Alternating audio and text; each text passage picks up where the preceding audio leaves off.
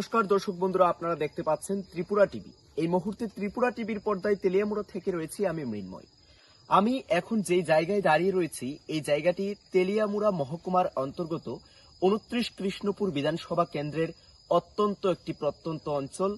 কৃষ্ণপুর যে বালুছড়া এলাকা রয়েছে সেই বালুছড়া এলাকায় মূলত এই এলাকায় যে একটি বিশেষ সমস্যা হচ্ছে বন্যদাতাল হাতির সমস্যা। দীর্ঘদিন ধরেই কিন্তু এই এলাকায় বন্যদাতাল হাতির সমস্যা একটি তীব্র আকার ধারণ করেছে। যে সমস্যা এলাকার মানুষদের কিন্তু তীব্র সমস্যায় ফেলে চলেছে দীর্ঘদিন ধরে। এই এলাকাটি মূলত কৃষি নির্ভর এবং এই এলাকায় বসবাসকারী কৃষকদের যে মূল সমস্যাটি হচ্ছে বন্যদাতাল হাতি। দীর্ঘদিন ধরেই বন্যদাতাল হাতি কিন্তু এই এলাকায় আক্রমণ চালায় এবং আক্রমণ চালিয়ে কিন্তু বেশ বাড়িঘর ভাঙচুর চালানোর পাশাপাশি কৃষকদের মূল্যবান কৃষিজ জমিতে কিন্তু ধ্বংস চালায়, যার ফলে কৃষকরা কিন্তু বহু ক্ষতির সম্মুখীন হয়।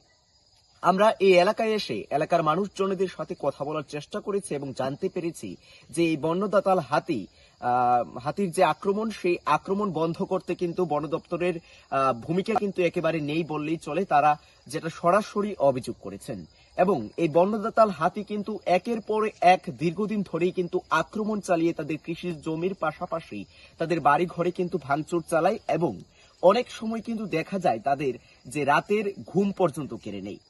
রাতে বন্যদাতাল হাতির হঠাৎ আক্রমণ রুখতে কিন্তু তারা কিন্তু বন্যদাতাল হাতির আক্রমণ রুখতে কিন্তু এই এলাকার মানুষজন কিন্তু তারা কিন্তু না ঘুমিয়ে রীতিমতো পাহারা দিয়ে থাকতে হয় এবং এটাই কিন্তু তথা রাজ্যের জনজাতি কল্যাণ দপ্তরের মাননীয় মন্ত্রী যিনি রয়েছেন বিকাশ দেববর্মা, তিনিও কিন্তু কোনো প্রকার ব্যবস্থা গ্রহণ করেননি এখনো পর্যন্ত। এমনটাও কিন্তু অভিযোগ করেছেন ওনার নিজ এলাকা তথা এই কৃষ্ণপুর বালুছড়া এলাকার মানুষজন।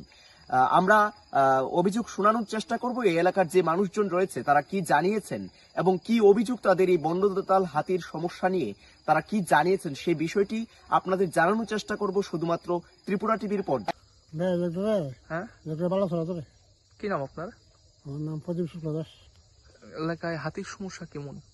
আসলে সমস্যা আছে, দীর্ঘদিন ধরেই চলতেছে না? কত বছরের আনুমানিক? কত 4-5 বছর ধরে চলতে হবে এরকম। ওই তো ঘাস কাট করে, ঘাস কাটাইয়া আমরা দেয়। তো এতে করে আপনার আর কিরকম সমস্যা হয়? আমরা তো বিভিন্ন সমস্যা হয়, তো গরু বাছর লইয়া পাহাড় যাইতে খুব কষ্ট হয়। কোন সময় কার সামনে পড়ে বা মানুষও অনেক সময় সামনে পড়ে তোমার দিলা। এরকম হাতির মানে ইয়েতে মারা গেছে নি লোক? কত মারা গেছে, তো ডিম খুলে একজন মেয়ে লোক মারা গেছে, 2 বছর একজন একবার মারা গেছে, প্রায় হয়ে মরে। তো এই ফরেস্টার ডিপার্টমেন্টের থেকে এখন পর্যন্ত হাতির সমস্যা লেগে কোনো ধরনের ব্যবস্থা গ্রহণ করছেনি? কই করে না তো, তারা করে ওই কয় দিকে বলে কি দিন করবো, সেই করবো সেই করবো, এই নানা কিছু করে ডেট আছে। আপনারা কি চাইতেছেন এলাকার মানুষ?